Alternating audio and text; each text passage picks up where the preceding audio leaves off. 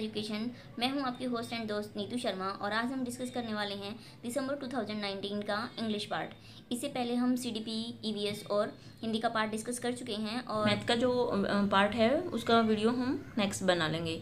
तो without wasting our time let's start the video. और अगर अभी तक चैनल को सब्सक्राइब नहीं किया है तो प्लीज़ सब्सक्राइब कर लें और नोटिफिकेशन बेल को प्रेस कर लें ताकि आने वाले वीडियोज़ की नोटिफिकेशन आपको मिल जाए। Thank you. जैसा कि आप लोगों को पता ही है, इंग्लिश में वही रहता है 15 मार्क का आपके पास अनसीन पैसेज आते हैं, उनमें से एक पोएम और एक अनसीन पैसेज और 15 मार्क्स की इंग्लिश पेडागोजी आती है। तो एक बार आप पैसेज को देख लीजिए, मैं डायरेक्ट आपको क्वेश्चंस के आंसर ही बताने वाली हूँ।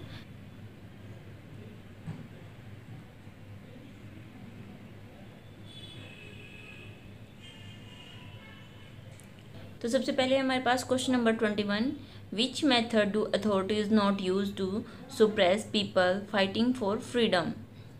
तो ये हमें आंसर देने हैं अकॉर्डिंग टू पैराग्राफ। ठीक है, तो which method do authorities not use to suppress people fighting for freedom. तो इसका हमारा ऑप्शन हो जाएगा ऑप्शन नंबर 3, राइट, पर्सुएशन। ठीक है, question number 122, reaction against established religion prompt people not to. तो क्या होगा, join other religious organisations, to start a new religion, या फॉलो सम गुरुज, या ज्वाइन सम कल्चर। इसका हमारा हो जाएगा ऑप्शन नंबर 2 बिल्कुल सही, to start a new religion. Number 123, real freedom according to the author is. तो ऑथर के अकॉर्डिंग रियल फ्रीडम क्या है, तो economic freedom, inner freedom, political freedom, या फिर रिलीजियस फ्रीडम। तो इसका भी हमारा हो जाएगा ऑप्शन नंबर 2 बिल्कुल सही, according to author real freedom is inner freedom.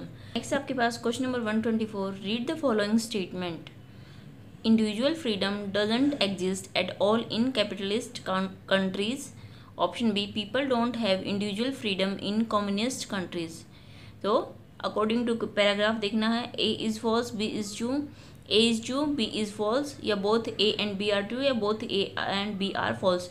तो इसका हमारा ऑप्शन 1 सही है, A is false and B is true, तो ऑप्शन 1।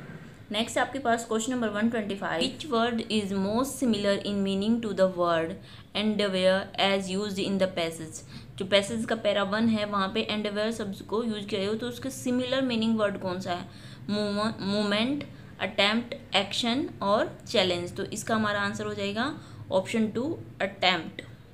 नेक्स्ट आपके पास question number 126, which word is the most opposite in meaning to the word shun as used in the passage. तो ये पैसेज के पैरा 2 में use किया है, तो इसके अकॉर्डिंग अपोजिट क्या होगा शन का, प्रेफर, रिहेबिलिटेट, वेलकम और रिजॉयस।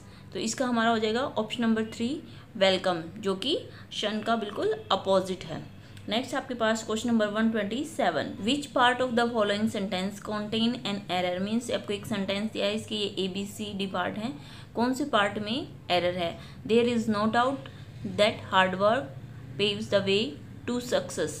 तो इसका हमारा जो D पार्ट है एरर है, तो इसलिए हमारा ऑप्शन A बिल्कुल सही हो जाएगा। ठीक है, जहाँ पे D गिवन है। नेक्स्ट आपके पास question number 128, which of the following statement is not true. Means नीचे जो गिवन स्टेटमेंट है उनमें से कौन सी ट्रू नहीं है। ऑप्शन 1 है, man can enjoy life only in an environment of freedom. Option 2, material progress can not be achieved without freedom. Option 3, freedom is not one of the most important factor in life. Option number 4, freedom helps man evolve morally and spiritually. तो हमें क्या para के according इसका answer देना है कि इनमें से कौन सी स्टेटमेंट ट्रू नहीं है। तो ये हो जाएगा option 3, freedom is not one of the most important factor in life. इसमें क्या दिया गया कि फ्रीडम मोस्ट इम्पोर्टेंट फैक्टर नहीं है, जो कि ट्रू नहीं है, क्योंकि फ्रीडम तो मोस्ट इम्पोर्टेंट फैक्टर होता है इंसान की लाइफ का। तो नेक्स्ट आपके पास क्वेश्चन नंबर 129, तो नेक्स्ट 129 से लेके 135 तक के आंसर हमें इस पैरा के अकॉर्डिंग देने हैं, जो कि एक पोएम, एक पैराग्राफ दिया हुआ है। नेक्स्ट इसको एक बार आप लोग देख लीजिए, इट्स अबाउट वाटर। हाँ, तो आप पैराग्राफ देख लीजिए, मैं स्क्रॉल कर देती हूँ और मैं आप लोगों को क्वेश्चंस के आंसर डायरेक्ट करवा देती हूँ। ठीक है, तो हाफ पैरा यहाँ है, हाफ इधर है। तो यहाँ पे है आपका question number 129, which of the following has not been mentioned in the passage. इनमें से क्या मेंशन नहीं है पैसेज में। The Himalaya provide us with highly protective ecosystem, the Himalaya provide water to more than 1000 million people, the Himalaya irrigate millions of hectares of land, या फिर the Himalayas form the backbone of our tourism industry. तो इनमें से कौन सा option यहाँ पे mention नहीं है, तो ये हो जाएगा हमारा option number 4, the Himalaya form the backbone of our tourism industry. ये इस पैरा में मेंशन नहीं है। नेक्स्ट आपके पास question number 130, which of the following is false. इनमें से कौन सी जो स्टेटमेंट है वो फॉल्स है according to para. Himalaya mountain are a fragile resources, और सेकंड ऑप्शन है climate change has little effect on the Himalayas, third option है they bring prosperity to large parts of the world, और fourth option they have some of the longest glacier. तो ये भी सही है, ये भी सही है और ये भी सही है अकॉर्डिंग टू पैराग्राफ। ये वाली गलत है, इसलिए ये हमारा आंसर हो जाएगा option B, climate changes has little effect on the Himalayas. Next आपके पास question number 131, what is not special about the Himalaya in the state of Uttarakhand. The Himalaya state has, first है आपके पास मैनी पेरिनियल स्ट्रीम्स, सेकंड है आपके पास huge minerals deposits, third option है many rain fed rivers, fourth option है numerous waterfalls and ponds. तो ये ऑप्शन तो सही है, रिवर्स वाला भी सही है, ये फर्स्ट वाला भी ऑप्शन सही है, ह्यूज मिनरल्स डिपॉजिट ये वाला ऑप्शन सही नहीं है, ये स्टेटमेंट उसके बारे में सही नहीं है, तो इसलिए हमारा आंसर हो जाएगा ऑप्शन 2। नेक्स्ट आपके पास question number 132, which one of the following word is most similar in the meaning to the word bounty. तो इसके सिमिलर वर्ड कौन सा है अकॉर्डिंग टू पैरा, ठीक है, जेनरोसिटी, एसेट्स, सिंपैथी या अबेंडेंस। तो इसका हमारा ऑप्शन हो जाएगा ऑप्शन ए, जेनरोसिटी। ये क्या है, सिमिलर टू बाउंटी। नेक्स्ट आपके पास question number 133, which word is opposite in the meaning to the word benevolent. तो बेनिवोलेंट जो वर्ड है उसका अपोजिट क्या होगा, मेलेवोलेंट, रूड, अनट्रूथफुल या इंडिसेंट। तो इसका हमारा हो जाएगा ऑप्शन 1, मेलेवोलेंट। इसका क्या हो जाएगा, बेनिवोलेंट का बिल्कुल अपोजिट वर्ड हो जाएगा, ठीक है। नेक्स्ट आपके पास क्वेश्चन नंबर 134, और which part of speech is the underline word in the following sentence. The area is home to dozens of perennial streams. तो ये क्या है, पेरिनियल नाउन है, एडवर्ब है, एडजेक्टिव है या प्रोनाउन है। तो ये क्या है, ये हो जाएगा हमारा ऑप्शन नंबर 3, एडजेक्टिव, ठीक है, पेरिनियल स्ट्रीम। तो इसमें पेरिनियल क्या होगा, एडजेक्टिव होगा। नेक्स्ट आपके पास question number 135, in the contest of passage which of the following is not true. तो पैसेज के कॉन्टेस्ट में कौन सा ट्रू नहीं है। Water should be central to our thinking because we can not survive without water, it is life line for our farmers, it is considered holy by most religious, या it is the core of life. तो according to passage कौन सा true नहीं है, option number 3। क्या है option number 3, ये है आपका it is considered Holi by the most religious. तो वाटर के बारे में ये इस पैसेज में नहीं है, बाकी सारी तीनों चीज़ें सही हैं, या तीनों जो स्टेटमेंट हैं वो सही हैं। तो नेक्स्ट आपके पास question number 136, teacher want to create a language rich environment in her class she should, कि वो अपनी क्लास में क्या करना चाहता है, एक रिच लैंग्वेज इन्वायरमेंट क्रिएट करना चाहता है, ठीक है। तो ऑप्शन है establish a language lab in her class, motivate parents to buy language games and activity, option 3 है provide an opportunity where the language is seen, noticed and used by children, option number 4 ask students to use only English while communicating in the class with peers. तो ना तो आप लोग क्या करोगे, language lab बनाओगे class में, ये भी गलत ऑप्शन है, ना ही आप पेरेंट्स को मोटिवेट करोगे कि वो क्या करें, लैंग्वेज की कोई गेम्स या एक्टिविटी परचेज करें, है ना, और ना ही हम स्टूडेंट्स को बोलेंगे कि केवल सिर्फ इंग्लिश लैंग्वेज का यूज करें अपने पीयर्स के साथ कम्युनिकेट करने के लिए। अगर आपको एक लैंग्वेज के लिए रिच इन्वायरमेंट देना है तो प्रोवाइड एन अपॉर्चुनिटी, ये हमारा ऑप्शन नंबर 3 बिल्कुल सही हो जाएगा, provide an opportunity where the language is seen, notice and used by childrens. Question number 137, literature for children is considered as an dash reading. तो क्या कंसिडर करते हो, additional burden, authentic source, hindrance material for reading, या फिर inspirational resources of reading. तो ये हो जाएगा हमारा ऑप्शन नंबर 2 बिल्कुल सही, ऑथेंटिक सोर्स ऑफ रीडिंग। तो लिटरेचर को हम क्या करते हैं, कंसिडर करते हैं एक ऑथेंटिक सोर्स फॉर रीडिंग या ऑफ रीडिंग। नेक्स्ट है आपके पास question number 138, which one of the following is not a form of literature for children. इनमें से कौन सा एक लिटरेचर का फॉर्म नहीं है बच्चों के लिए। तो पिक्चर्स बुक, या फिर थेशर, नेक्स्ट है मिथ्स एंड लेजेंड्स, या फिर tales of heroes of history. तो ये पिक्चर बुक हो गया, मिथ्स एंड लेजेंड्स या फिर टेल्स ऑफ हीरोज, ये सारे तो बच्चों के लिए क्या है, एक लिटरेचर का काम है। लेकिन थेसर किसको बोलते हैं, ये एक डिक्शनरी होती है जिसमें I think word find out करते हैं, ठीक है। तो ये कोई लिटरेचर का काम नहीं करेगी, इसलिए ये सही नहीं है, इसलिए ही ये हमारा ऑप्शन बिल्कुल सही हो जाएगा और हमारा आंसर हो जाएगा ऑप्शन 2। नेक्स्ट है आपके पास question number 139, which one of the following statement is not correct about print rich environment. Means print rich environment के बारे में इनमें से कौन सी स्टेटमेंट है जो कि ट्रू नहीं है। तो हम ऑप्शन देख लेते हैं। It consist of context based relevant material for children such as pictures, rhymes, stories etcetera. तो ये तो सही होगा। फिर नेक्स्ट आपके पास, once the material is passed on walls it should not be removed for the wall session. Pictures posters give childrens an opportunity to talk about things, person and happenings. ये भी सही है। नेक्स्ट है, encourage children to create their own poems, posters, stories etcetera and display them in the class. ये भी बिल्कुल सही है। तो कौन सा सही नहीं है, ये वाली जो बात है ये सही नहीं है, इसलिए यही हमारा आंसर हो जाएगा ऑप्शन 2 कि एक बार अगर मटेरियल को आपने पोस्टेड कर दिया वॉल्स पे तो हम उसको रिमूव नहीं कर सकते पूरे सेशन के लिए, ये बिल्कुल भी सही नहीं है, इसलिए यही हमारा आंसर हो जाएगा। नेक्स्ट आपके पास question number 140, a teacher give a task of dialogues completion to class 5 students, the roles of this task is language learning will be. तो क्या क्या है, एक टीचर ने बच्चों को, क्लास 5 के बच्चों को डायलॉग कंप्लीशन का एक टास्क दिया है। तो role of this task language के लर्निंग के संदर्भ में इस जो टास्क का क्या रोल होगा। तो teaching of structures, the separation of spoken and written form of language, to facilitate conversation by giving specific language practice using formulaic expression, या फोर्थ ऑप्शन है to provide frequent feedbacks only on the grammatical errors. तो जहाँ पे सिर्फ on लिया जाए या फिर सिर्फ ग्रामेटिकल एरर के बारे में बात होती है तो वो तो सही नहीं होगा। नहीं आप सिर्फ स्ट्रक्चर सिखाओगे और ना ही आप क्या करोगे, रिटन और जो स्पोकन इंग्लिश है उसको या लैंग्वेज है उसको सेपरेट करोगे। तो हमारा ऑप्शन बिल्कुल सही हो जाएगा सी, कि अगर टीचर ने उनको टास्क कंप्लीट करने के लिए दिया है तो लैंग्वेज सीखने के संदर्भ में उसका क्या रोल होगा कि वो क्या करेगी, फैसिलिटेट करेगी कन्वर्सेशन को by giving specific language practice using formulaic expression.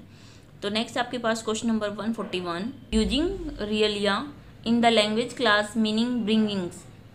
तो रियलिया का यूज करके लैंग्वेज में क्या करते हैं आप, real life situations to communicate, आप उनको रियल लाइफ सिचुएशन देते हैं कम्युनिकेट करने के लिए।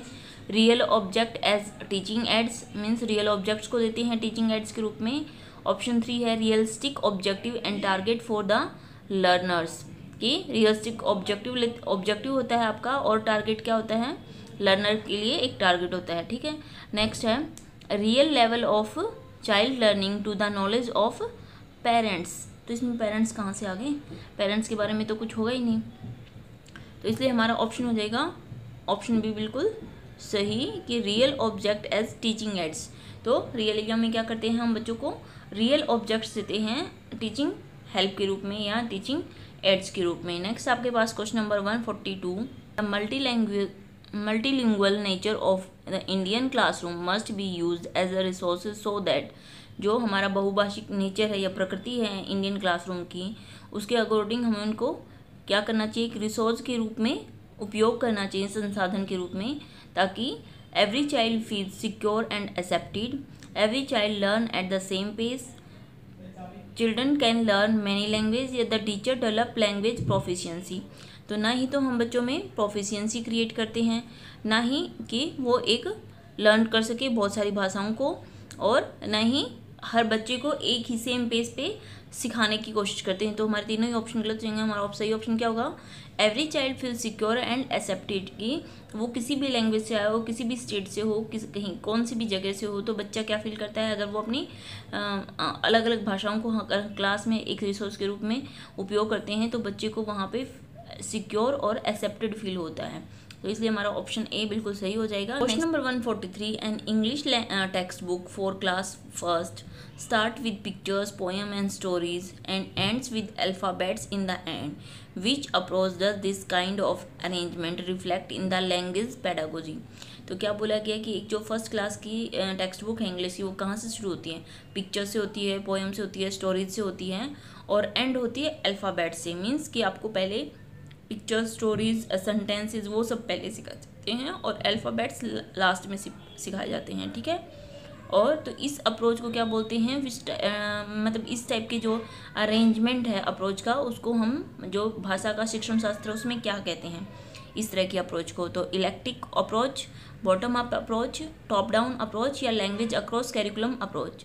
अगर ये अल्फ़ाबेट टू ऊपर जाती कि पहले आपने अल्फ़ाबेट सीखे, फिर वर्ड सीखे, फिर सेंटेंस सीखे, उस तरह से अगर होती तो वो बॉटम अप्रोच आ जाती।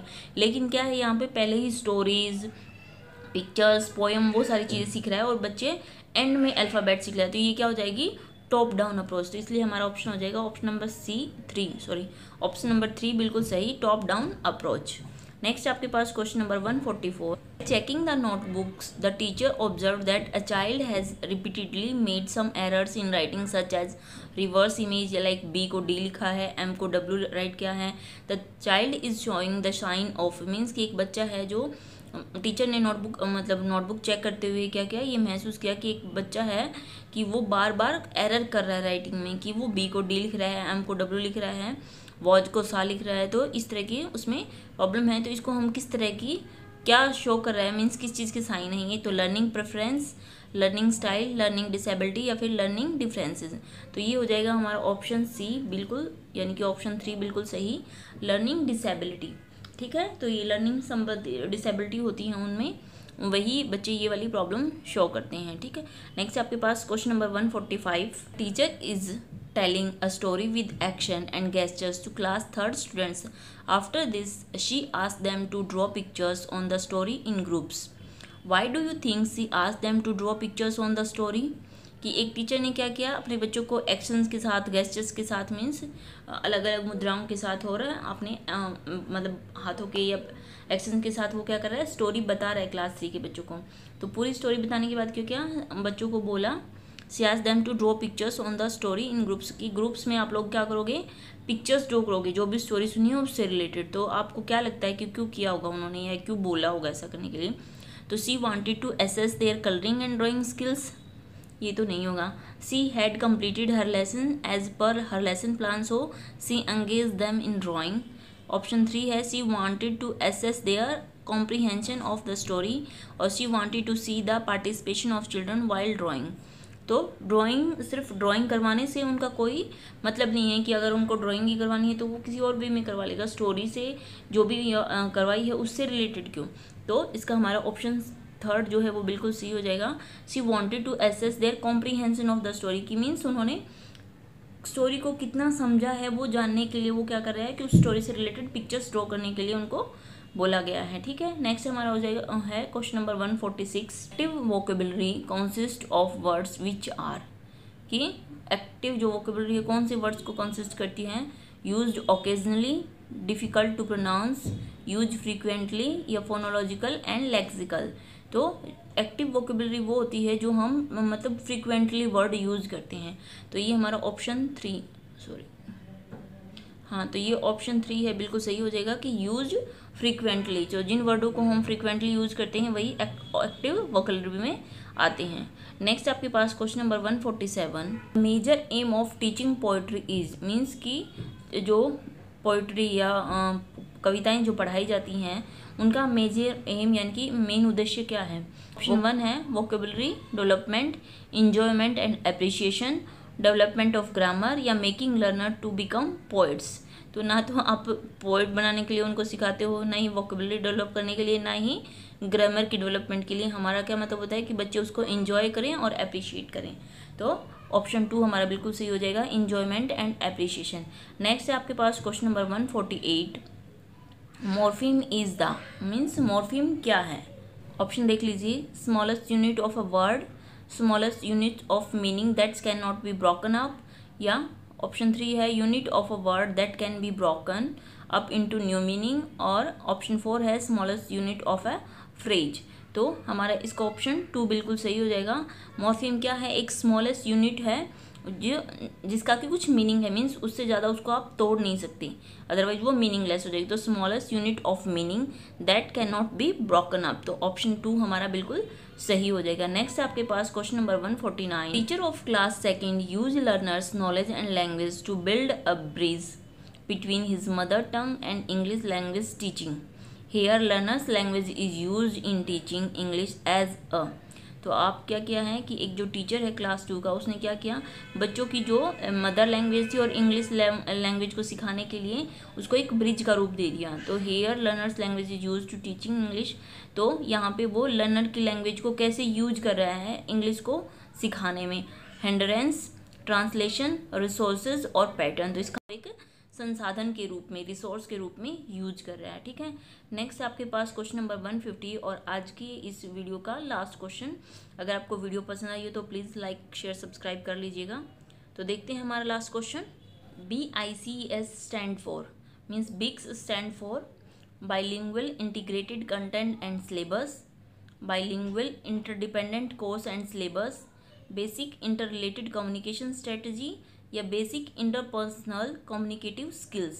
तो इसका हमारा हो जाएगा ऑप्शन 4 बिल्कुल सही। क्या है ये, basic interpersonal communicative skills means BICS stand for basic interpersonal communicative skills, ठीक है। तो आई होप आपको ये वीडियो पसंद आई हो। अगर थोड़ी सी भी इन्फॉर्मेटिव लगी हो तो लाइक कर दें, चैनल को सब्सक्राइब कर लें और अपने फ्रेंड्स के साथ शेयर कर दें जो किसी भी टेट एग्जाम की प्रिपरेशन कर रहे हैं, और नोटिफिकेशन बेल को प्रेस कर लें ताकि आपको आने वाले वीडियोज़ के नोटिफिकेशन मिलते रहें।